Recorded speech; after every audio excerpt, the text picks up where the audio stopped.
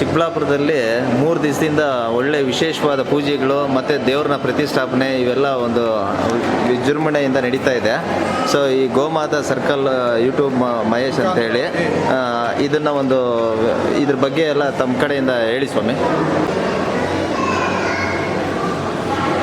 ಚಿಕ್ಕಬಳ್ಳಾಪುರ ನಗರ ಗಂಗಮ್ಮಗುಡಿ ಬೀದಿಯಲ್ಲಿರ್ತಕ್ಕಂಥ ಪುರಾತನವಾಗಿರ್ತಕ್ಕಂಥ ಶ್ರೀ ಪೇಟೆ ಆಂಜನೇಯ ಸ್ವಾಮಿ ದೇವಾಲಯದಲ್ಲಿ ನೂತನವಾಗಿ ಶ್ರೀ ನಗರೇಶ್ವರ ಸ್ವಾಮಿಯವರ ಪ್ರತಿಷ್ಠಾಪನೆಯನ್ನು ಇಂದಿನ ನೆರವೇರಿಸಲಾಗಿದೆ.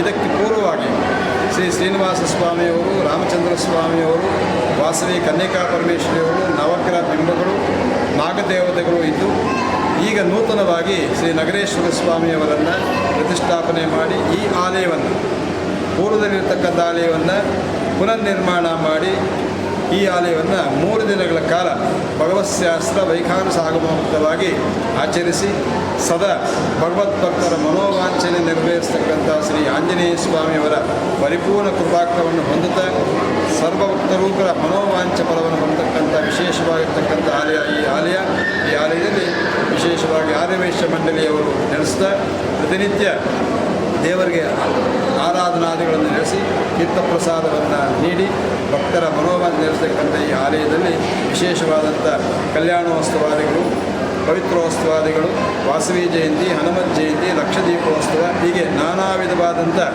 ಉತ್ಸವ ಆಚರಣೆಯನ್ನು ಮಾಡಿ ಪಂಚಾಂಗ ಶ್ರವಣಾದಿಗಳನ್ನು ಆಚರಣೆ ಮಾಡಿ ಆಲಯದಲ್ಲಿ ಸರ್ವಶಕ್ತಿ ಸಾನ್ನಿಧ್ಯಕ್ಕಾಗಿ ಭಗವತ್ಶಾಸ್ತ್ರೋಕ್ತವಾಗಿ ಆರಾಧನೆ ನಡೀತಕ್ಕಂಥ ಈ ಆಲಯದ ವಿಶೇಷತೆಯನ್ನು ನಮ್ಮ ಗೋಮಾತಾ ಯೂಟ್ಯೂಬ್ ಚಾನಲ್ಸ್ನವರು ಪ್ರಚಾರ ಮಾಡಿರ್ತಾರೆ. ಹಾಗಾಗಿ ಭಗವದ್ಭಕ್ತರೆಲ್ಲ ಒಮ್ಮೆ ಈ ಆಲಯವನ್ನು ದರ್ಶಿಸಿ ಭಗವತ್ ಕೃಪೆಗೆ ಪಾತ್ರರಾಗಬೇಕಾಗಿ ವಿನಂತಿ. ಓಂ ನಮೋ ವೆಂಕಟೇಶಾಯ ಇತಿ ಆರ್ಯವೈಶ್ಯ ಮಂಡಳಿ.